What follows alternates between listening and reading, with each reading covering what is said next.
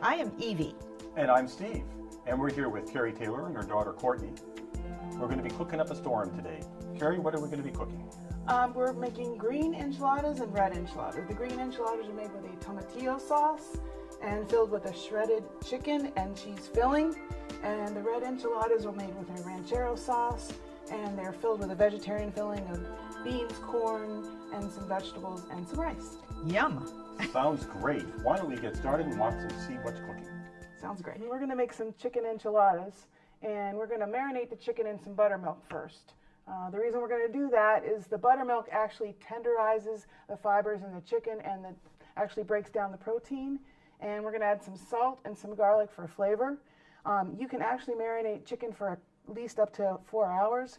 If you marinate chicken for much longer than that, then what you're going to do is end up cooking the chicken. So you can either use the buttermilk, which is an acid, or you can use a base, which you could use baking soda. A lot of Chinese restaurants will actually use baking soda, and it marinates it quickly. I want to marinate my chicken slowly, and I want this chicken to cook slowly, so that's why I'm kind of going with the acid.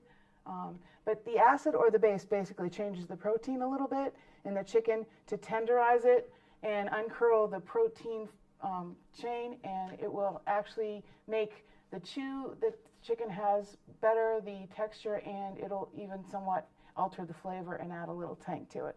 So first thing we're going to do is we're going to get a plastic bag, and we're going to try to put about 2.5 pounds of chicken tenders in there. If you had chicken thighs, or if you had a whole chicken, any of that really would work. You don't have to necessarily use chicken breast, but I've got chicken breast tenders here. And we're going to use a plastic bag, but if you're going to marinate something in a plastic bag, make sure when you're putting it in the refrigerator, which is where you're going to store it, that you put something underneath it, like a bowl or a plate. Otherwise, it's possible your chicken juice will leak out into your refrigerator, which would be no good. So you want to make sure then when you're dealing with raw chicken that you do not get any salmonella potential poisoning. So you're always going to wash your cutting board and sanitize it, and you're always going to wash your hands when you're done. So we're going to put the whole cloves of garlic in whole. It doesn't really matter whether we smash them up. And go ahead and do that. This is 1.5 cups of buttermilk we're adding in here. All right, so pour the buttermilk in. And we have a little bit of salt. All right, so I'm going to kind of mush the chicken around with my hands. That's a technical term, by the way, mushing. I did pat the chicken dry before I put the marinade in because you don't necessarily want wet chicken. So we're going to take this chicken now after it's been marinated, and we're going to rinse it off. The reason we want to rinse off the acid is if I actually took this buttermilk and this chicken and put it in the pot, the buttermilk would solidify, the protein coagulate, and would have big clumps of white mess. And by now it's tenderized a little bit. So do not be alarmed if your chicken has a little bit of a white color. That's normal. That means a little bit of cooking has been going on. Sometimes when you're making chicken or meat, you'd want to caramelize the chicken, but you really, really don't here in this case. And I'm just going to pour in some pre-made chicken broth. You could use a homemade chicken stock, or So how much chicken broth is that, Mom? well, that's about 6 cups, Court. And the reason you want 6 cups is you want the chicken to be covered, and you do not want the chicken to dry out. Now, I'm making it on a stove here, and I would probably cook this for about 4 hours on the stove. And the chicken I made ahead of time, incidentally, I made in a slow cooker. So either method would work.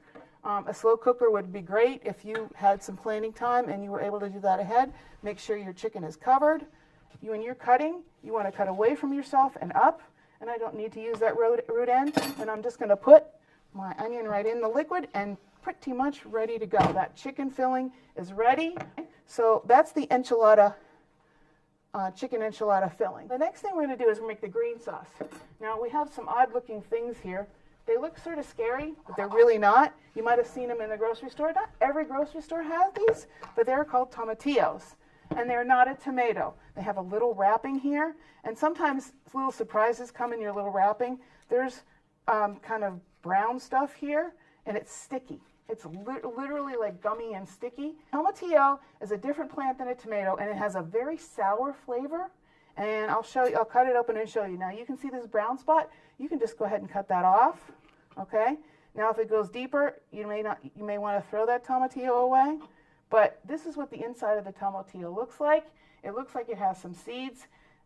If in this case, we're going to blend the tomatillo, so the little tip end, you really, really wouldn't want to worry about in this case because we're just going to grind it up.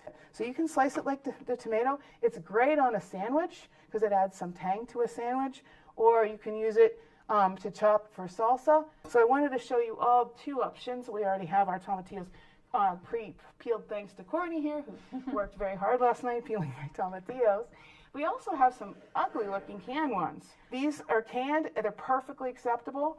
For our purposes, I want about 16 medium tomatillos. This is about 3 pounds of tomatillos. I found little teeny tiny ones, and they work, and they're fine. Okay, so we're going to blend our sauce first, and then we are going to add, we're going to cook it, and then this will be our sauce for our green enchiladas. About a small onion. You don't want this too oniony. You want about half of this onion because it's big. I'm not going to worry about chopping this at all because why would I? My machine's going to do my job for me. I'm going to put it, maybe cut it into 6 pieces, put it right in the blender. That's what the blender's there for. So we're going to put 4 cloves of garlic in here, and they can go in whole because the blender again is going to work. And we need a lime. Before we juice the lime, we want to make sure that we washed it. And as Courtney was showing you, you can roll it between your hands to get more juice out. You can microwave the lime, or you can take the lime and really be tough with it and roll it. That actually takes the juice out of the cells and gets it all juicy. So I'm going to cut my lime in half. Maybe you can just juice that by hand. You can definitely use a lime juicer or one of the twisty ones, but the hand works. By hand definitely works. Right. It's much easier. It works. And I'm also going to need some cilantro. Cilantro is used in many cultures. It's a very common ingredient. A lot of people don't like cilantro. People think that cilantro tastes like soap. It smells a bit like soap. I am one of the cilantro lovers of the world. How about you? It's very good. Yeah. I think it has great flavor. It's really bright. A lot of people don't think you can use the stems. The stems have a bit of a different taste than the leaves. So a long time ago when I was not such a smart girl, I used to take the leaves off and pick them off, but I kind of wasted my time doing, just throw them in. So you stuff them in there. And we have our water. Maybe we're getting a start blending foil. first. We'll blend it fast.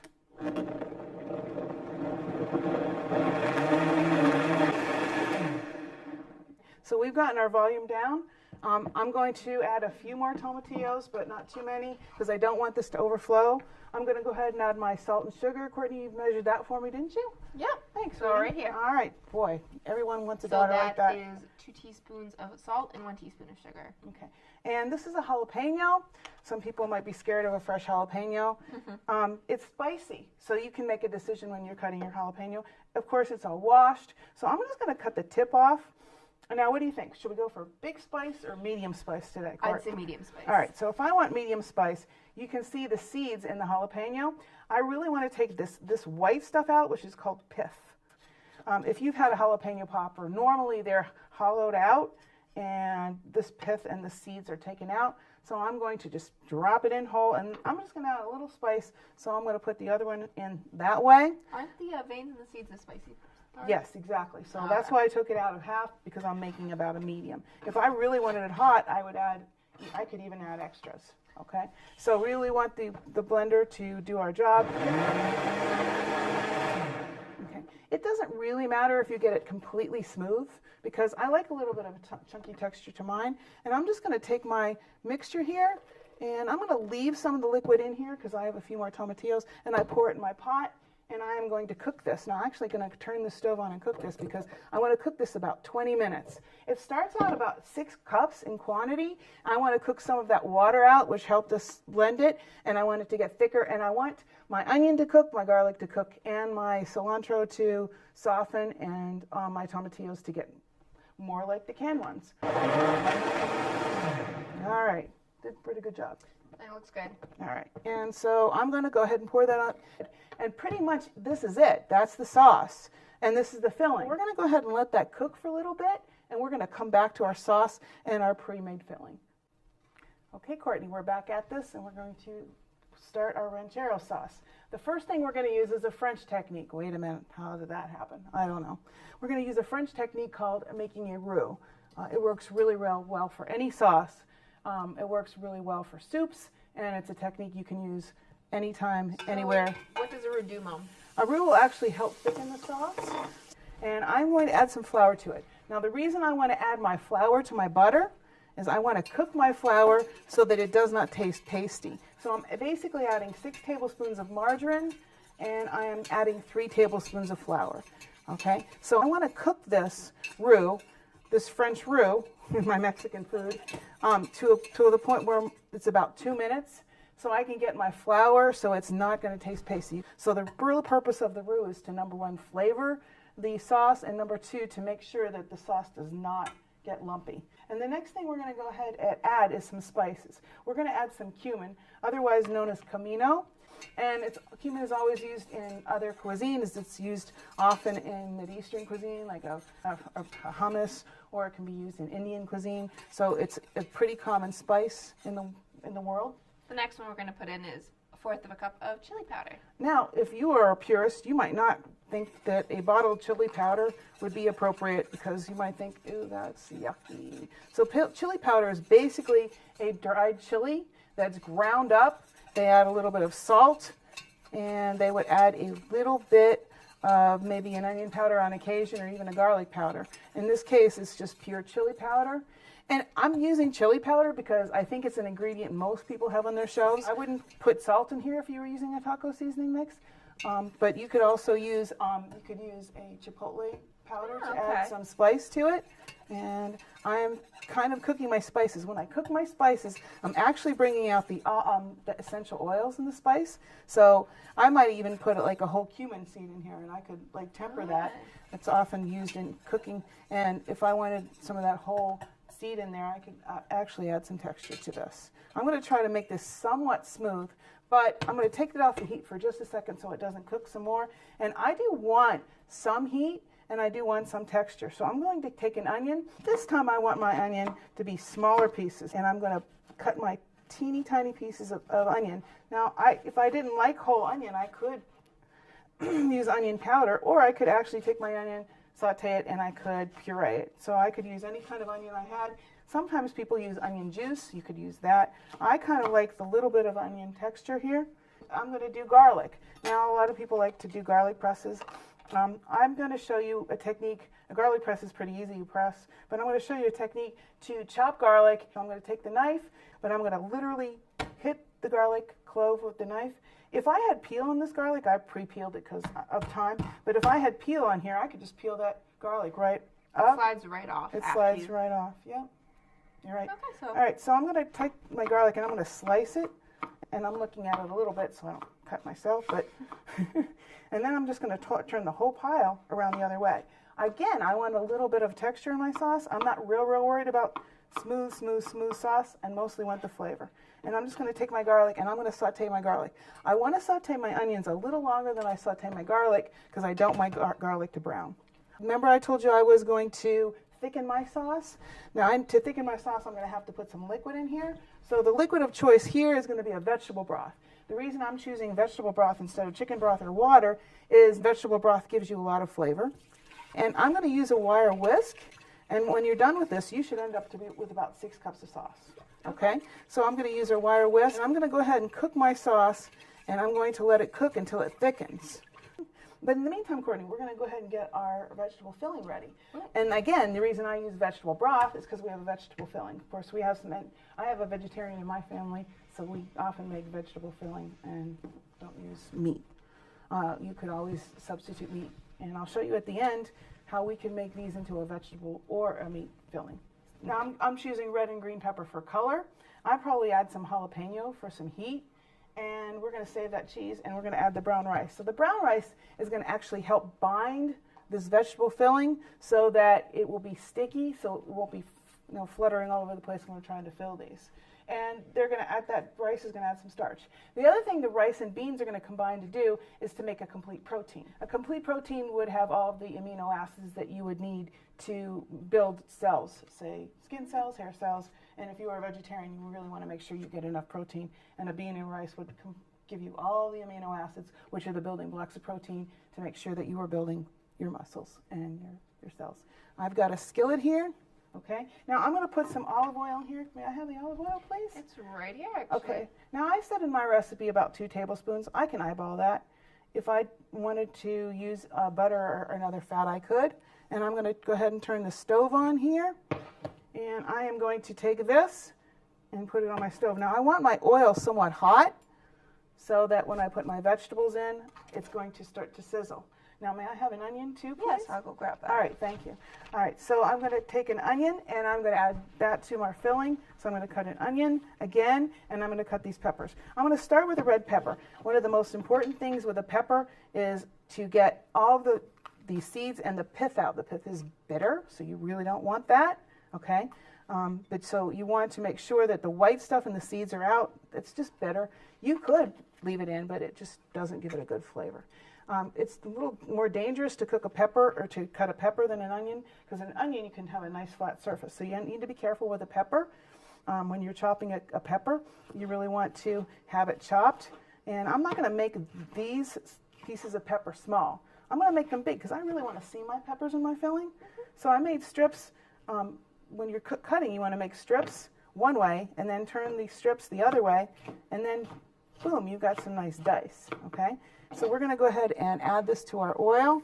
You can hear that sizzle, and that's going to be, we're going to do this pretty quickly.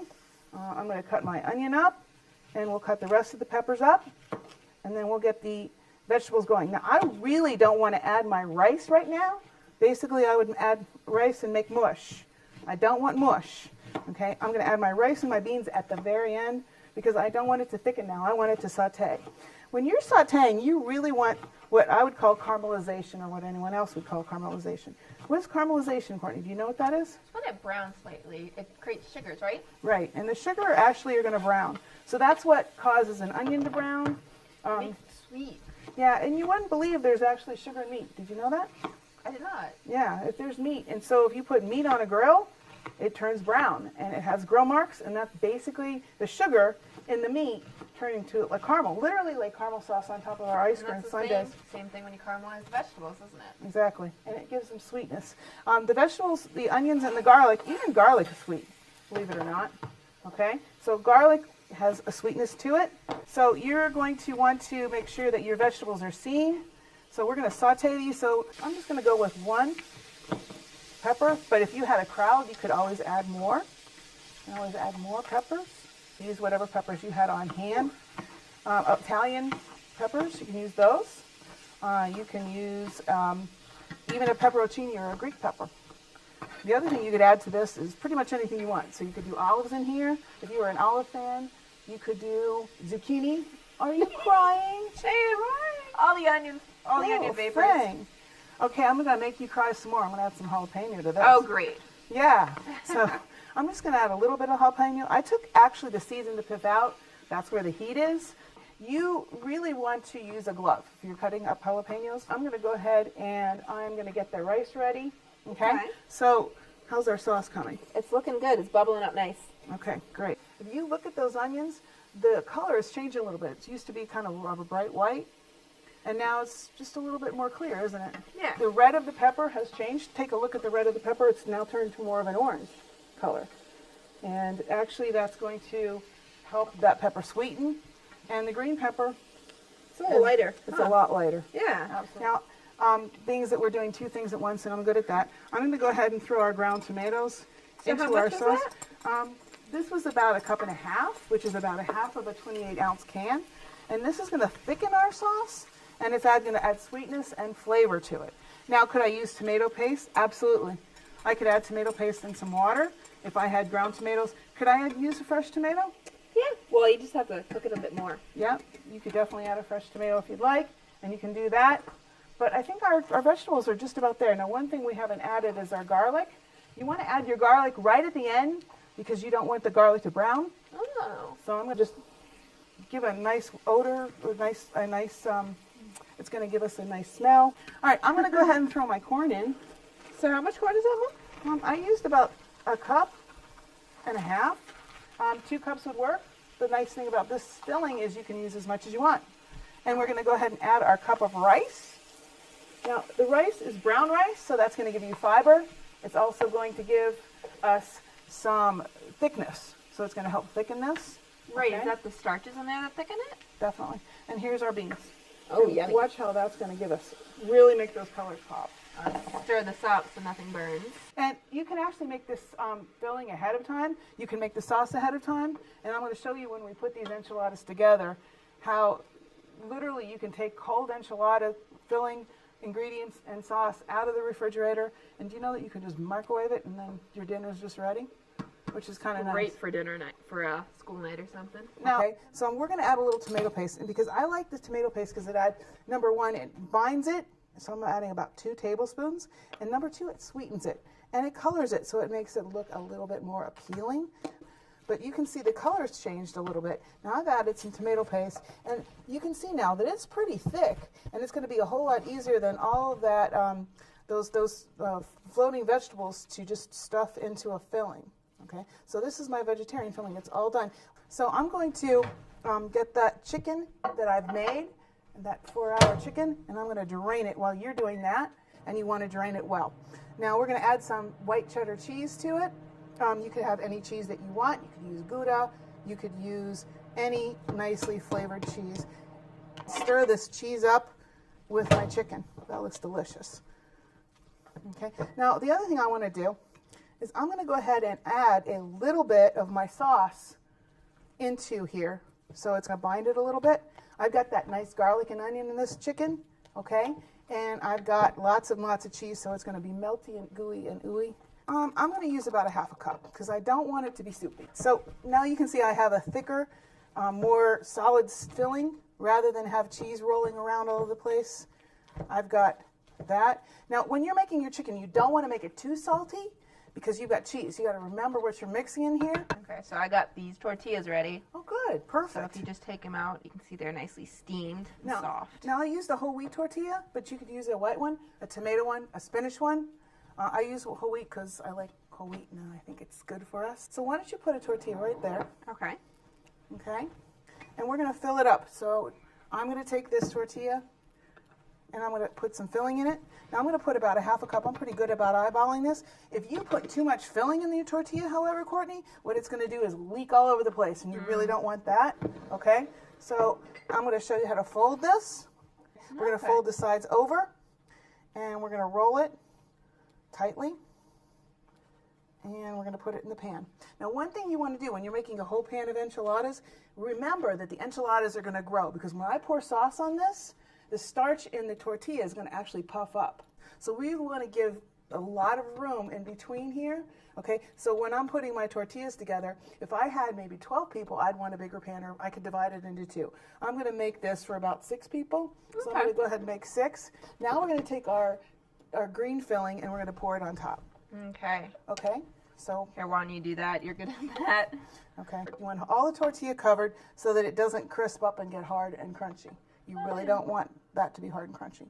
So I'm going to have some at the bottom, okay? You can always put more sauce on the side, especially if you're having a buffet or something like that. And this is a whole pan of enchiladas. And you can pull this out for your family, or you can put a couple of these out for friends. When our filling's hot, we don't have to worry about baking this too long. All we have to do is pretty much warm the tortilla and then melt the cheese. Okay, and Courtney, when we're done at this, we're going to add some other colors. Now, you want the cheese on top of the enchiladas, not on the sauce. Okay, so we're going to put these enchiladas in the oven, and we're going to bake them.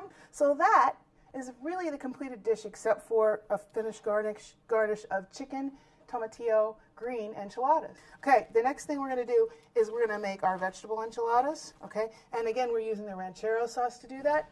So I'm going to take my beautiful filling, which we've seasoned and Courtney's checked, and I'm going to add a little bit. Now, with the corn tortillas, you certainly don't have enough room to fold them the same way you do the flour tortillas, unfortunately. Okay, so we're going to add enough filling that we're just going to roll these. I'm going to just roll 2. How many enchiladas would you eat for one serving? 2? Maybe 2 or 3. So we've got 3 enchiladas. This is going to be dinner in about, what, 2 minutes? Yum, yum. So I'm going to take my red enchilada sauce. Look how pretty that looks. Oh, that looks great. We're going to go ahead and hit this with the cheese, too.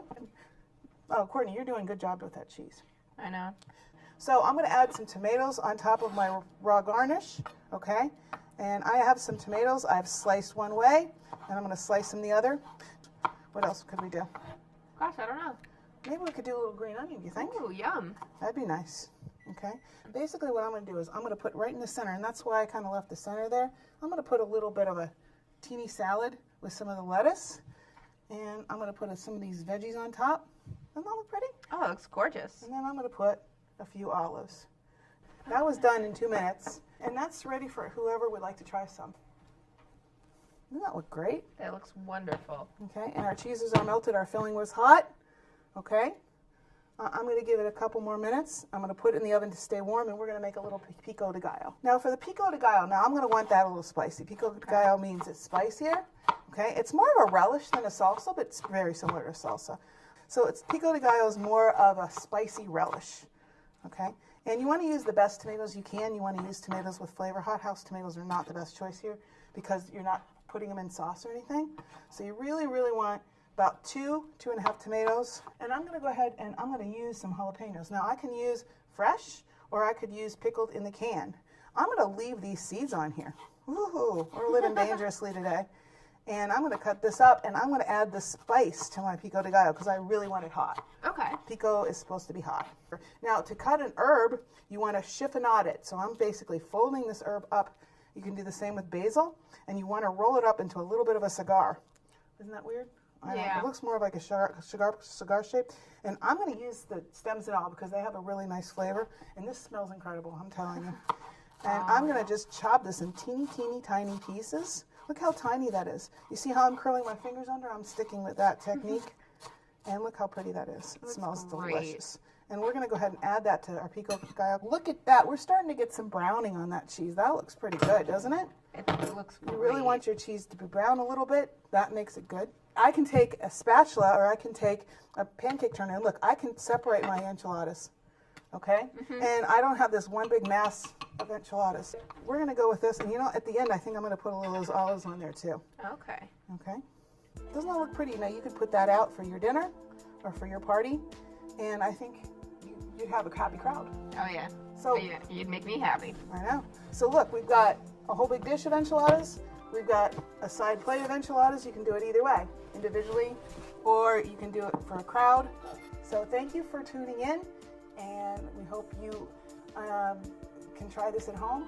I'm not a Mexican cook. I am not from Mexico, but you know, I was able to make this pretty easily. And this one I had really, you know, I don't keep tomatillos around, but I made this from ingredients I had in my house, and nothing unusual. So hopefully you can do this too. If we can do it, you can do it. Yep. Thanks for tuning in. Bye-bye.